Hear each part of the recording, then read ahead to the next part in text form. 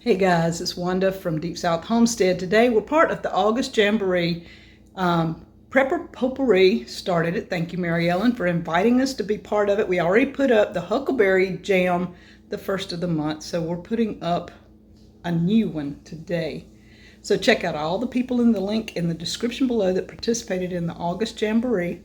There is a giveaway, so comment because you want to be added into all the comments that she takes a full canner set and sends to somebody.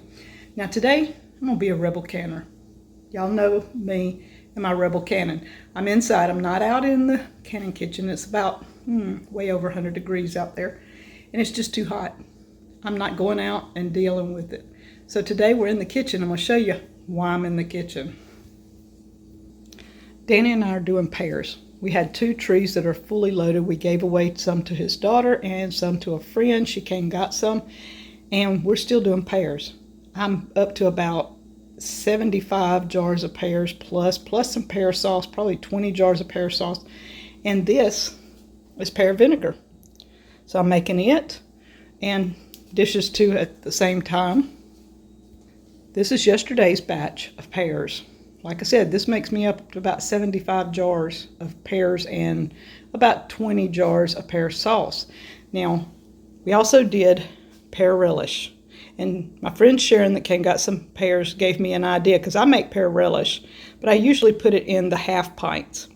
And I was out of half pints and I had these little quarter pints, and she said she's been adding it to ham salad. And this way, I don't have to keep it in the fridge for long periods of time. I can open one of these. I can open one of my hams that's already canned, make ham salad, voila, 2 jars empty at one time. We're good to go. I also made chunky pear sauce for Danny. Isn't that crazy? If we go to town or somewhere, I can throw one of these in, and if he needs a quick snack, he's good to go. We picked a pineapple. Isn't that beautiful? This thing makes the whole house smell like pineapple, and it is absolutely wonderful. It's a beautiful pineapple. We're going to cut it later today. But the whole purpose of this video is to show you my jam for today. We're going to be doing a little bit of some crazy jam mixtures, and it's not in the ball book. For once, I'm not going by a ball book.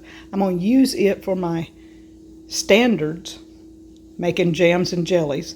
We're going to follow all the standard rules as far as how to make it, but my ingredients are my own. This is my own recipe, and I've got my cup of coffee here. We're going to be dealing with our Ticino. I have to have something to drink, and these are scuppernongs. Most people won't watch if I say I'm doing a scuppernong video because they don't know what a scuppernong is, but it is our grapes. And we picked these, and that's going to be one of the main ingredients to make the juice. We had apples on our trees. These came from our trees. I did not buy any of this stuff, guys. This is Deep South all the way. We had apples, and I saved all the peelings. I froze them. We're taking them out. We're going to be using apple peelings. You know that thing about pectin? Well, we ain't going to be using no pectin. We're going to be using apple peelings. And because this is going to be juice, and this is going to be juice, y'all, what did I just say? I got pears. Lots and lots of pears. I went and pulled a few off the tree just to have for today. I'm going to peel these. We're going to be using the pear peelings also, but I'm going to chunk up the pear itself. This is going to be an apple pear scuppernong jam. What I'm doing is using my juicer steamer. We're going to get it out. We're going to juice the scuppernongs, the apples, and the pear peelings all in a juicer steamer. When we get our juice, I'm going to be adding the pears that I've chopped up and cooked slightly. I'm not going to just cook them all the way. We're going to cook them about 15 minutes maybe, just to heat them all the way through, and so they'll be kind of cooked. We're going to be using the apple peelings and pear peelings, like I said, for the pectin. We will be adding no pectin. We're going to add a touch of lemon juice, and we're going to be adding a little bit of sugar. limited amounts of sugar because I do not want this so overly sweet like most jellies and jams are. We're probably going to just break the sugar down to about 1/4 of what anybody else would put in a jam, because jams do not have to have a lot of sugar. So follow me along, grab you a cup of coffee. We're going to get the juicer steamer and we're going to see what we can do. The juicer steamer will look like this when you get it all set up, but I'm going to show you piece by piece. Mine is a Norpro and it is all stainless steel. There are instructions on how to juice for whatever purpose you want, and we're kind of following those rules and regulations here. Now, first thing is the bottom pot. It has a little cutout here, and I'll show you what that cutout is for in a minute. It has a lip here for the next pot to sit on, and we have already put our water in it. This is how you start out, by putting the water in the bottom one. Now this little cutout, this is a second pot that sits on it. It has a tube attached with a little clamp that's got it clamped off. Now, you mash this clamp and it allows the juice to flow. It's just like an IV cable, I guess you would say, cord, whatever. Same difference. I just leave it hooked right there till I need it, and it's out of the way. This little piece right here will sit in that little niche that I just showed you, so this can sit on the other part. The inside of it looks like a bundt pan. You put absolutely nothing in this pan. Nothing. Water in the first pan. Add the second pan. You don't want to cut this tube, and you don't want it touching the stainless. It's not touching this bottom pot anywhere. Nothing in the second pot that looks like a bundt pan. The third pot has holes all in it, all the way around on the outside and the bottom. It will sit to this rim right here, the second pot. So this one is like a basket. It's perforated all the way around. And you can see it will go all the way down like that. All right, this is where the apple peelings, the pear peelings, and the scuppernongs will go. We're going to put them in there. Then the fourth piece is a lid. It is a see-through lid, so you can see what's going on in here. It also has a little valve so that steam can escape if it needs to. And once you turn this on, the water from here flows up into the center part with that bundt pan thing into the fruit, and then the juice through those perforated holes goes back into this part, and it doesn't go back into here. It's amazing. It's a great thing. I love my juicer steamer, and thank you, Miss B Lady, because she gave me this juicer steamer like 4 or 5 years ago, and it's been amazing. Best, easiest way to make jams and jellies you've ever seen in your life. And because my apple peelings are frozen and these scuppernongs are fresh and they have to pop, we're going to go ahead and start the juicer steamer while I'm peeling pears, and I'll throw the pear peelings in on top because they are fresh and they will do just like these, but these need to thaw out, and the steam coming through them will do that. Isn't that beautiful? I can't wait to see the color of the juice. Okay, the time and chart for steamed fruits, apples, 1.5 to 2 hours for 10 pounds. Let's go to grapes, 60 minutes for 2 to 3 cups. Where's my pears? Pears, 1.5 to 2 hours for 1 to 1.5 cups. So we're going to go the 1 to 1.5 hours on the juices because of this chart, to see that we get enough juice and the right amount of consistency with our juices. All right, the step I'm doing now is peeling pears. I'm washing them, taking the peelings off here, and I'm fixing to add them into my steamer pot. And I'm also adding the cores because it's got a good bit of flesh on it, and it'll, I'm going to be taking all this out. This won't go into my juice. I cut them into 4 pieces. Then I take the core out, about a tablespoon of lemon juice in this little bit of water. to keep them from turning colors, and I cut them up into pieces. And we will be cooking these for about 15 minutes once I get through. All right, I have the peelings and the cores from the pears. This hasn't even started juicing yet, so we're right on time. We're just going to add those in on top. And the steam should start shortly. So now we have our apple peelings, pear peelings, and scuppernongs all in here. And usually that's about the spot that you want it at.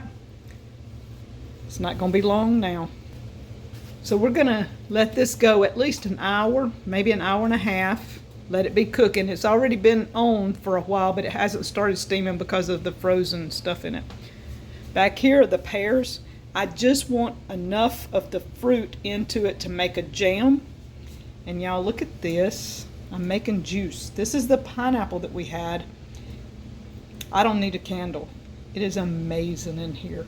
Making pineapple juice from our pineapple. This is not a store-bought pineapple, guys. Check out all the videos in the pineapple playlist. This is our pineapple. It's amazing. The pear pieces are already kind of translucent. That means they're hot all the way through. I don't want to mush because we're going to be adding this to our juice and making a jam in a little while. So I turned the burner off and we're going to let this sit.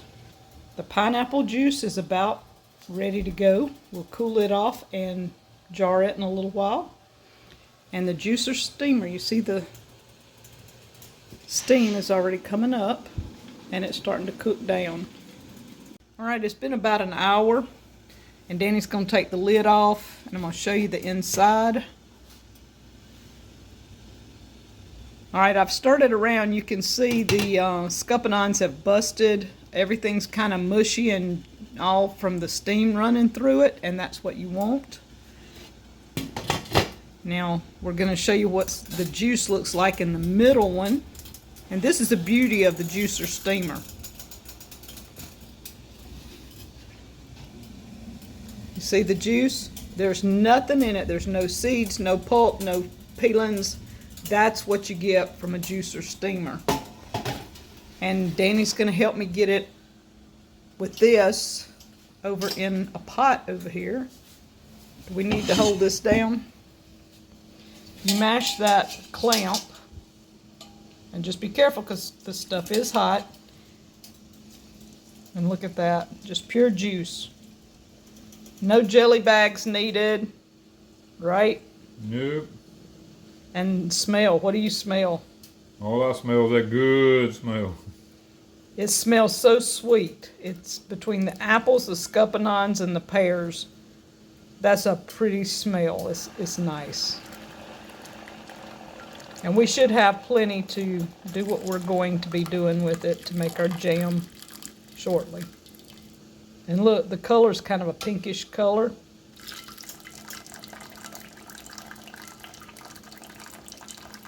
That's coming from the pears and the scuppernongs. This is what's left over of the cores and the peelings from the scuppernongs, the pears, and the apples.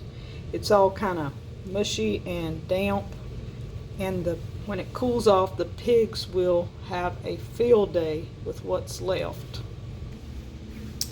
This is the color of the juice. It's kind of got a pink tint to it. It's beautiful. I had 2.5 quarts of juice, which is 10 cups of juice. To that, we're going to be adding it in our big pot. All right, I put my juice in here and my pears. We ended up with 10 cups of juice, and I'm going to put 2 cups of sugar. And I know that's not a lot, but we don't want a sweet something. And we're going to cook this for a little while. And if it doesn't kind of thicken up a little bit, we might add a little bit more sugar to bring it a little bit more into a jam stage. Bringing this to a boil, and we're going to boil it probably 10-15 minutes, see how it's doing. It'll still be probably kind of watery, but I'm going to put a few of the pears and the juice in a jar, and when I want to make something, I will have cornstarch handy if I need to thicken it. But we're going to see how well it gels just with apple peelings and pear peelings. All right, it's raining outside, so I have Danny inside helping me, and we're doing this without pectin. And it's trying. I think you're good, man. You think it's already good? Or is it just syrupy?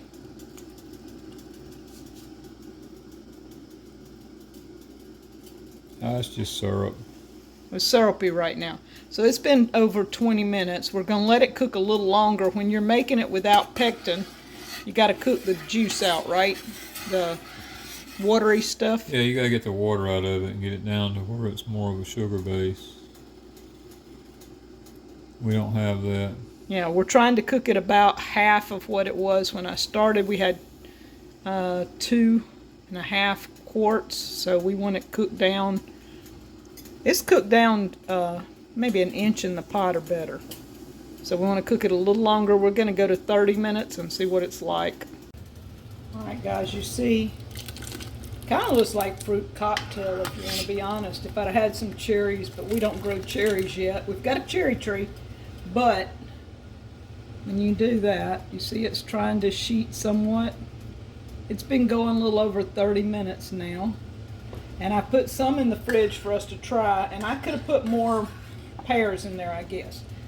But we're going to go ahead and put it in jars, and if it's syrup, then we use it as syrup. If it's jam or jelly, we use it whichever way it comes out, right? Yep. So what I'm going to do is I'm not putting all my fruit in a jar. I'm going to put some of it in each jar that I do and let it just kind of float around in there, and look at the color.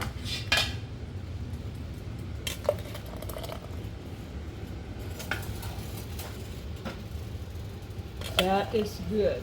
I'm going to turn it down on low so I can get it out of there without burning.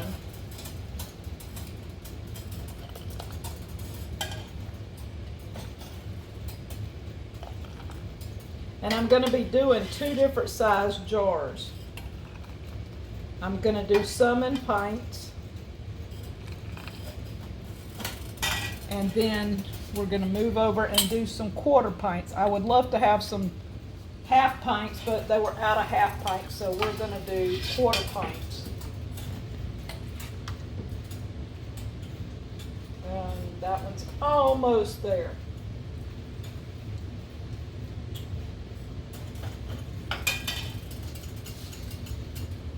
All right, that's what they're going to look like. It's a beautiful color. This is apple, pear, and scuppernong. I don't know if you would call it jam, jelly, or syrup. We're fixing to find out because I got some in the freezer. But 2 different jars. You can do that. You can do them in different size jars, doesn't matter. And look at that. Right now it's kind of watery. We're going to see what happens.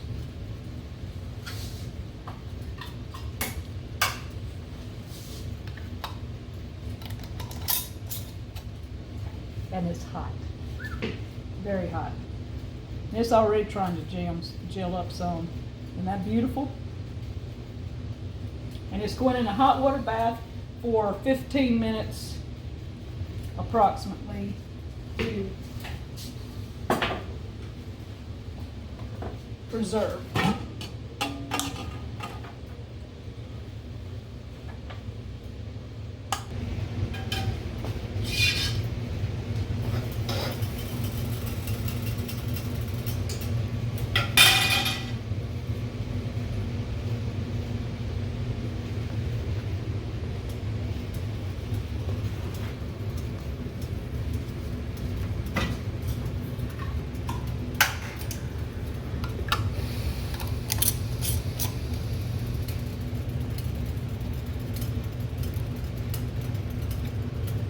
So Miss Wanda's brought me this here for me to try out.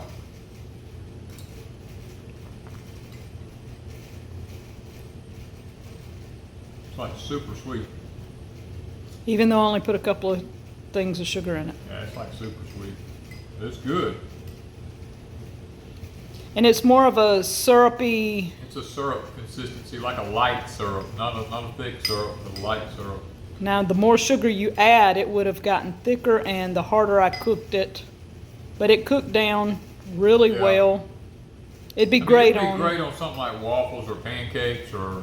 It'd be good on oatmeal. Oatmeal. You know, to mix it with some oatmeal would be really good. I may have to try that.